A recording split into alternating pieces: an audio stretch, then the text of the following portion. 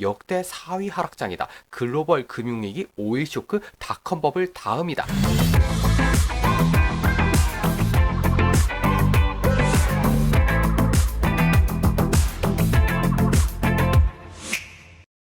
여러분 안녕. 자, 이번 시간에는 2022년 작년 한 해 주식시장이 어땠는지 돌아보고 리뷰해보는 시간을 갖도록 하겠습니다. 작년 한 해는 주식 투자자들에게 있어서 굉장히 어려운 한 해였죠. 2020년과 2021년에 걸쳐서 진행된 주가 상승이 언제까지고 이어질 것만 같았지만 실제로는 그러지 않았습니다. 2022년이 되자마자 주가가 곤두박질을 치더니 무려 19%나 주가 지수가 빠지는 놀라운 기록을 보였습니다. 이것이 얼마나 대단히 많이 빠진 것이냐면 역대 4위 하락장이다. 글로벌 금융위기, 오일 쇼크, 닷컴 버블 다음이다 라고 말씀드릴 수 있을 정도로 주가가 많이 빠진 힘든 한 해였다고 볼 수가 있겠습니다. 그렇다면 이렇게 주가가 많이 빠진 원인이 무엇이냐? 그것은 모두가 잘 알고 있는 인플레이션이란 원인 때문이죠.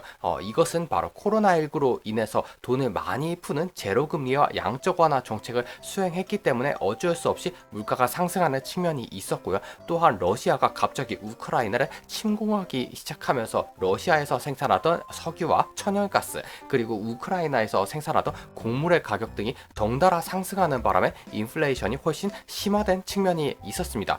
그렇기 때문에 미국에서 소비자 물가가 40년 내 최고치를 찍었다라는 기사가 나오는 등 굉장히 심각한 인플레이션이 지속이 됐는데요.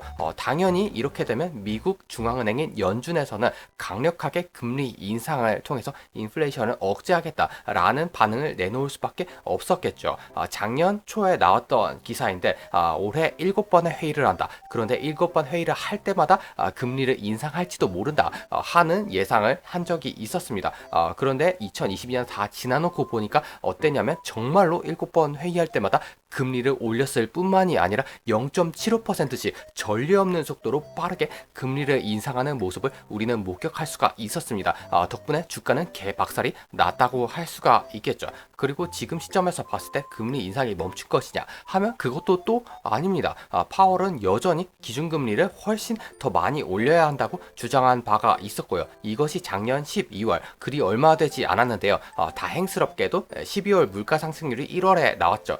이것이 그럭저럭 완만한 수준으로 나왔기 때문에 그 이후로는 연준 관계자들이 금리 인상은 거의 막바지에 다다른 것 같다. 5% 기준금리가 상한선이다 라는 말을 하고 있는 중입니다. 따라서 금리는 현재 시점에서 한 2번 정도 더 올려서 지금보다 0.5%포인트 정도 올라간다고 많은 사람들이 예측하고 있는 바입니다. 그리고 금리 인상 뿐만이 아니라 사람들이 관심을 잘 안 가지는 것이 있는데 바로 양적 긴축이라는 것을 현재 진행형으로 하고 있다는 것입니다. 양적 긴축이 무엇이냐? 바로 중앙은행이 발행하고 있는 달러를 회수하겠다는 뜻이죠. 그렇게 된다면 시중에 유통되고 있는 돈의 양이 줄어드니까 물가는 낮아지고 또 경기 침체도 시작이 되는 것이 당연한 이치일 것입니다.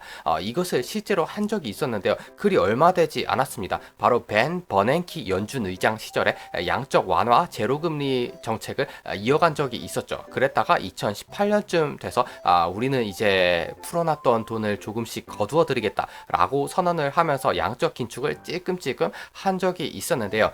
이때 2020년부터 코로나19 사태가 본격적으로 터지면서 양적 긴축 정책은 중단이 된 적이 있었습니다.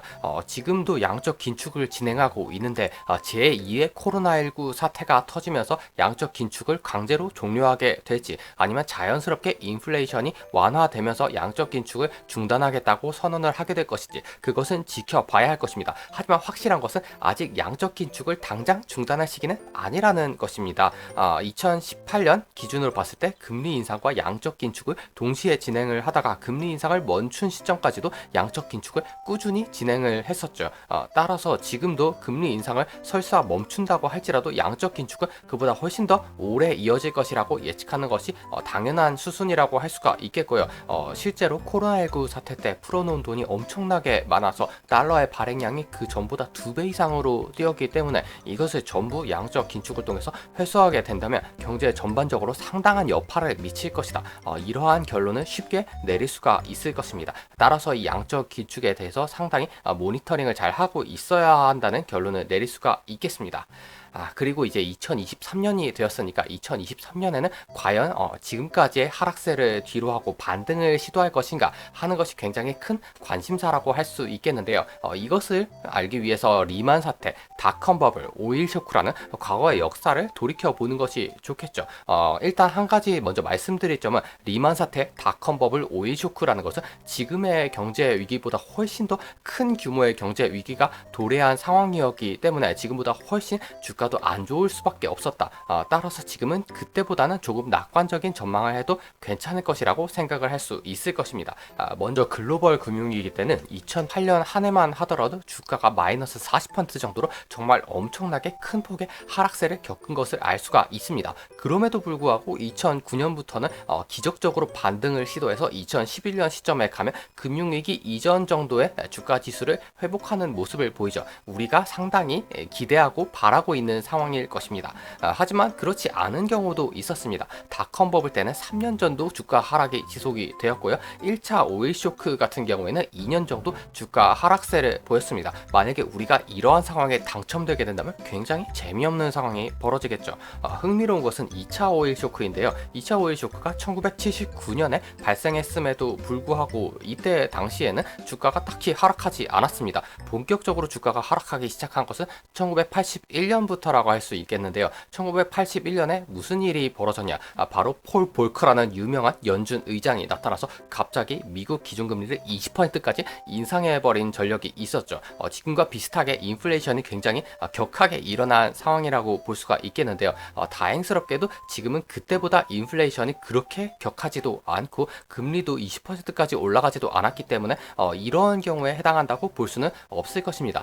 따라서 약간 낙관적으로 생각을 하자면 저는 2023년에는 작년과는 다르게 반등을 시도할 가능성이 높다라고 개인적으로 생각을 하고 있습니다. 하지만 여기에는 인플레이션이 굉장히 큰 영향을 미치기 때문에 우리는 끊임없이 인플레이션과 금리를 모니터링하고 있어야 할 것입니다. 특히 여기에 영향을 많이 주는 것은 유가이고 러시아와 우크라이나의 전쟁이 조기에 종결이 되느냐 아니면 계속해서 이어지느냐에 따라서 유가의 향방도 달라질 수 있기 때문에 이 역시도 잘 모니터링을 하고 있어야지 우리는 신속한 대응을 할 수가 있을 것입니다. 그리고 많은 사람들이 관심을 가지지 않는 양적 기축에 대해서도 끊임없이 모니터링을 하고 있는 것이 중요하다고 할 수가 있겠고요. 또 한 가지 관심을 가져야 할 것은 바로 실물 경기인데 지금 금리가 굉장히 높은 상황이기 때문에 많은 회사에서 돈을 빌려서 사업을 시작하고 싶어도 빌리기가 어렵고 설령 빌린다 할지라도 이자 부담을 과도하게 지는 상황이 지속되고 있습니다. 이러다가 주요 기업이나 나라가 갑자기 돈을 못 갚겠다 하면서 배째라고 누워버리면 전 세계적으로 굉장히 큰 문제가 발생할 수가 있겠죠. 이렇게 큰 문제가 실제로 발생한 적이 있었는데 바로 그것이 2008년 글로벌 금융위기라고 할 수가 있겠습니다. 원래는 서브프라임 모기지 사태라는 금융 부문에서 종종 발생하고는 하는 흔한 위기들 중 하나인 줄 알았는데 실제로는 그렇지 않았죠. 리만 브라더스라는 대형 은행이 망하면서 우리는 정말로 심각한 경제 위기를 경험해야만 했습니다. 지금도 그러한 사태가 일어날 가능성이 없지는 않겠죠. 물론 이러한 가능성은 작기 때문에 여기에 베팅을 하는 것은 어리석은 일이겠지만 혹여나 이러한 일이 일어난다면 빠르게 대응할 수 있도록 우리는 대비하는 자세를 갖추고 있어야 할 것이고요. 또 거시적으로 봤을 때는 신냉전이라는 추세가 이어지고 있습니다. 바로 중국과 러시아 그리고 미국과 서방 세계라는 두 진영이 서로 나뉘어서 서로를 적으로 여기기 시작했다는 것이죠. 이렇게 된다면 두 진영 간의 교역이 줄어들 수가 있고 그렇다면 양쪽 모두 경제 성장에 저해가 될 수가 있겠죠. 이러한 추세가 이어진다면 우리의 투자에 있어서도 영향을 받을 수밖에 없기 때문에 2023년에는 이러한 신냉전이 얼마나 악화되느냐에 관심을 가질 필요가 있을 것으로 생각이 됩니다. 자, 그럼 이렇게 해서 2022년에 얼마나 우리가 심각한 사태를 겪었는지 그리고 2023년에는 어떤 것에 관심을 가져야 하는지에 대해서 살펴봤고요. 다음에도 유익한 영상으로 만나요.